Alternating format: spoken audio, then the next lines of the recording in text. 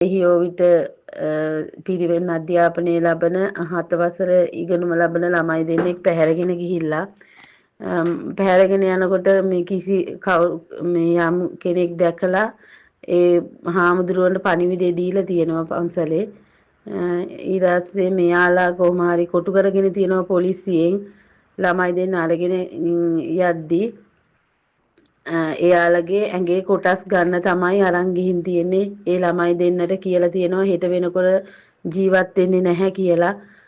කොහොම හරි ළමයි දෙන්න මගදී අරගෙන මගේ හිතවත් කෙනෙක් ඒ බබාලා දෙන්න මේ ඒ හන්ද මේ ගෲප් වලට මේක ෂෙයා කරන්න ළමයිව දැනුවත් කරන්න ගෙදර ඉඳන් මේ ළමයිට කියන්න මේ පණිවිඩය ඒ වගේම ඔයාලා දැනුවත් කරලා ඔයාලගේ ළමයි ආරක්ෂා කරගන්න මේ දැන් ඇඟේ කොටස් ළමයින්ගේ විකුණන ඒ ජාවාරම් කරුවෝ පිරිසක් මේ ඉන්නවා කියලා ආරංචියක් තියෙනවා. මේ පොඩ්ඩක් ගෲප් වලට මේක ෂෙයා කරන්න ඕගොල්ලෝ. ඇත්තටම මේ කතාව ඇත්තක් කියලා මටත් හිතෙනවා. මම අද අත්දැකීමෙන්ම කියන්නේ මොකද මගේ දරුවෝ දෙන්නට අද වෙන්න තිබ්බ ලොකු කරදරයක් අද මේ කරදරයකින් බේරුණා කියලා මට දැනෙනවා. මොකද අද දහම් පාසල් ගිහින් එනකොට මේ අපේ අටභාග නව ජනපදයේ පාර ඇතුළට වෙන්න සුදු වෑන් එකක් ඇවිල්ලා කෙනෙක්ව බස්සලා ගිහින් තියෙනවා. මගේ පුතා උමගිරිවෙනේ දහම් පාසල් යන්නේ.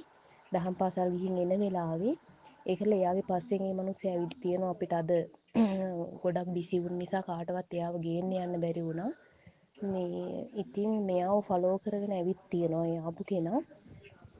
ඇවිල්ලා කොහොම හරි අපේ ගෙවල් පැත්තටම ඇවිල්ලා අපේ ගේ පහු කරගෙන ගිහිල්ලා පැය එකහමාරකට විතර පස්සේ මොකද අපේ පුතාවත් ආපු ගමන් අපිට ඒක කිව්වේ නැහැ.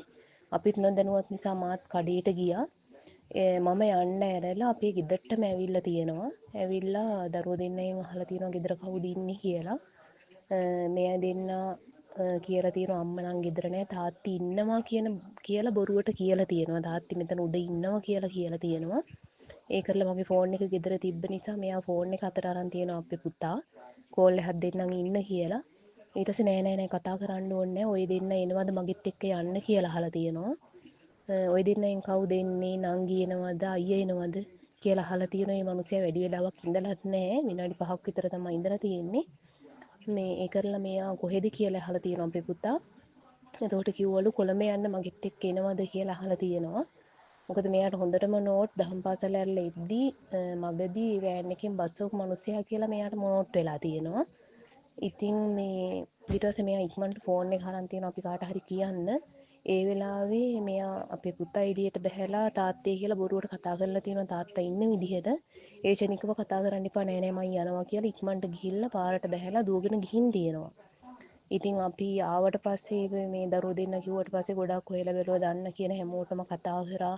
එතකොට අපිට දැන් මේ වෙනකොට ආරංචි වෙලා තියෙනවා ඔය වෑන් එක ඩොල්ෆින් වෑන් එකක්ලු ග්ලාස් කළු කරලාලු තියෙන්නේ. අද උදේ ඉඳන් තමයි ගලත නිලන්ති කඩේ ගාවිනුත් ඇවිත් තියෙනවා. නයාපාන පාරේ අද දවස් ඇතුළත 4 පාරක් විතර මේ වෑන් එක ගිහින් තියෙනවා. උමගිරි වෙන පාරේ ගිහින් තියෙනවලු. අපි ආරංචි කරලා බලපු විදිහට කැකුලන්ද ඔය ගම් කීපෙම අද ඒ වෑන් එක සැරිසරලා තියෙනවා අද දවසම.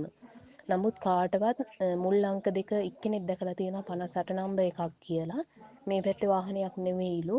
කෝකටත් කියන්න බෑ අපේ දරුවන්ගේ ආරක්ෂාව වෙනුවෙන් පොඩ්ඩක් අපි දරුවෝ ගැන හිතලා අද අපේ දරුවෝ දෙන්නට වෙන්න තිබ්බ කරදරේ ඇත්තටම තවත් කෙනෙකුට වෙයි කියන බයට මාත් මේ වොයිස් එක දාන්නේ. පොඩ්ඩක් අපි කල්පනාවෙන් අපි පාරක ගියත් දරුවෝ ගැන පොඩ්ඩක් කල්පනාවෙන් විමසිල්ලෙන් ඉමු කියලා මේ මටත් මේ කියන්න තියෙන්නේ.